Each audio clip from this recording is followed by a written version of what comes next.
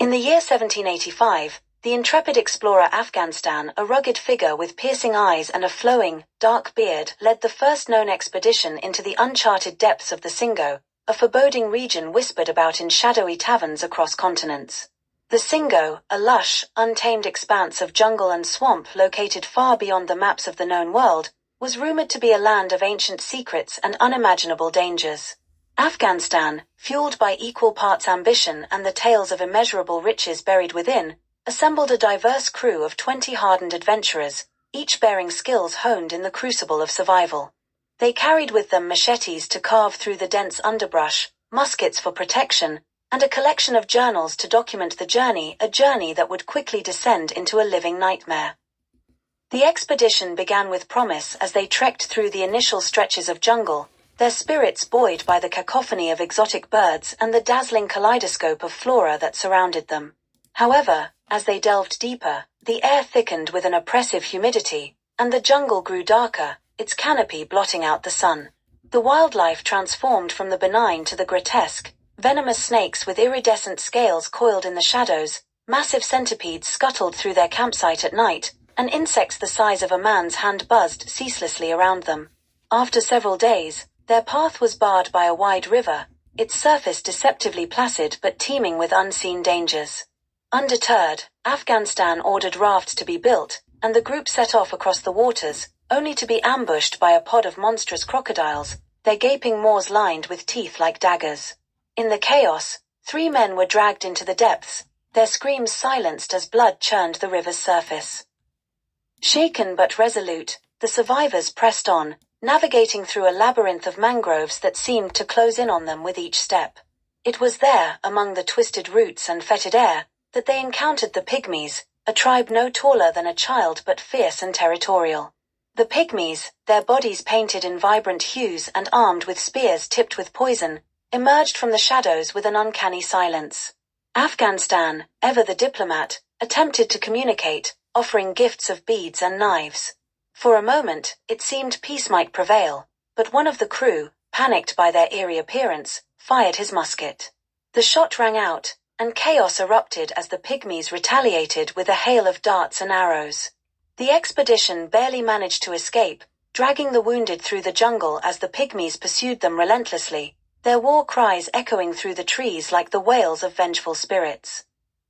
Exhausted and dwindling in number, Afghanistan and his remaining crew stumbled upon an ancient clearing dominated by an enormous stone ziggurat, its surface covered in moss and vines. Intrigued and desperate for shelter, they climbed the structure, only to discover it was not abandoned. Cannibals, their bodies adorned with bones and their faces painted in ghastly patterns, emerged from the jungle, surrounding the explorers with chants that sent shivers down their spines.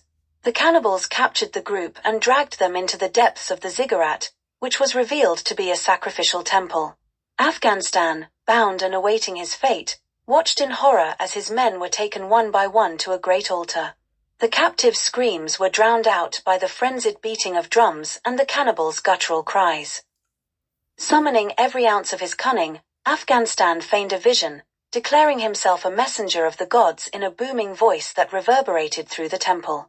His boldness gave the cannibals pause, and they began murmuring among themselves. To prove his divine claim, Afghanistan used a concealed match to light a fire in his palm, a trick he had learned from a street performer in Kabul. The cannibals, awestruck by the apparent sorcery, fell to their knees in reverence, and Afghanistan seized the moment to demand the release of his men. Miraculously, the ruse worked, and the explorers were freed, though the ordeal left them haunted and broken. As they fled the ziggurat, the jungle itself seemed to conspire against them. Packs of wild animals, including a panther with eyes that gleamed like molten gold, stalked them relentlessly. Afghanistan led his men through treacherous terrain, enduring torrential rainstorms, quicksand pits, and a harrowing encounter with a swarm of carnivorous bats that descended upon them at dusk. Food grew scarce, and sickness claimed 2 more lives, leaving the group on the brink of despair. Yet Afghanistan's indomitable will kept them moving forward, his booming voice and sharp eyes rallying the survivors even in the face of hopelessness. The final trial came when they stumbled upon a vast field of luminescent mushrooms, their glow casting an eerie light over the clearing. Starving and delirious, some of the men ate the fungi, only to be seized by violent hallucinations that drove them to madness.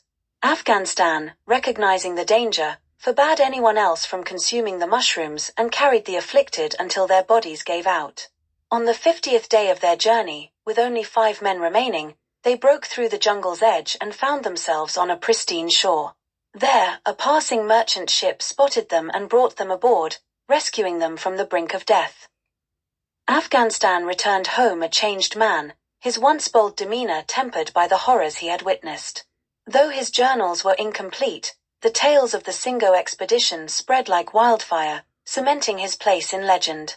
The ziggurat, the cannibals, and the pygmies became the stuff of folklore, and Afghanistan's name was spoken with awe and reverence by those who dared to dream of the unknown. Despite his harrowing experience, whispers of his next expedition began to circulate, for Afghanistan was not a man to be conquered by fear even in the face of a jungle that seemed born of nightmares.